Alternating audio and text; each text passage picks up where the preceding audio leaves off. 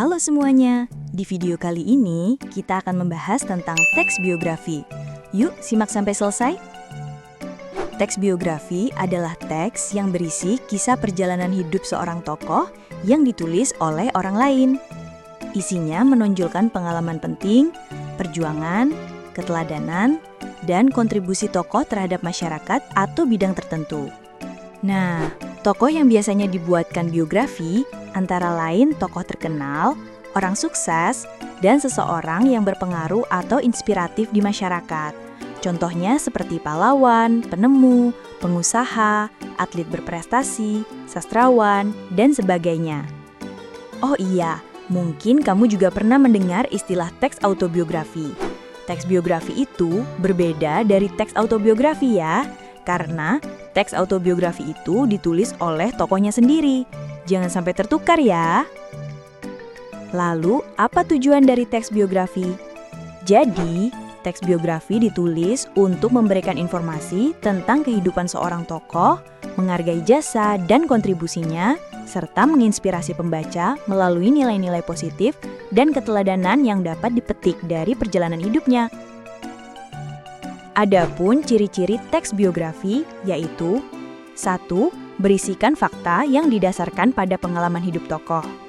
2. Disajikan dalam bentuk narasi. 3. Menceritakan peristiwa penting yang dialami tokoh sehingga bisa dijadikan teladan bagi pembaca. Selanjutnya, struktur teks biografi terdiri dari beberapa bagian, yaitu 1. Orientasi, berisi informasi awal tentang tokoh yang dibahas. Biasanya mencakup nama tokoh, tempat dan tanggal lahir, latar belakang keluarga, kondisi masa kecil, atau gambaran umum mengenai kehidupannya sebelum mencapai keberhasilan. Orientasi berfungsi sebagai pengantar agar pembaca mengenal tokoh secara umum sebelum masuk ke pembahasan yang lebih rinci. 2. Kejadian atau peristiwa penting.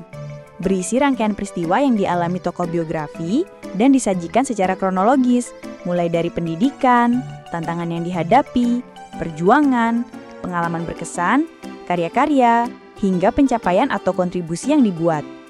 Terkadang, penulis juga menyelipkan komentar atau pemikiran pribadi pada bagian-bagian tertentu dalam peristiwa yang dialami tokoh. Secara keseluruhan, bagian ini menonjolkan nilai-nilai dan karakter tokoh yang dapat dijadikan teladan bagi banyak orang. 3. Reorientasi.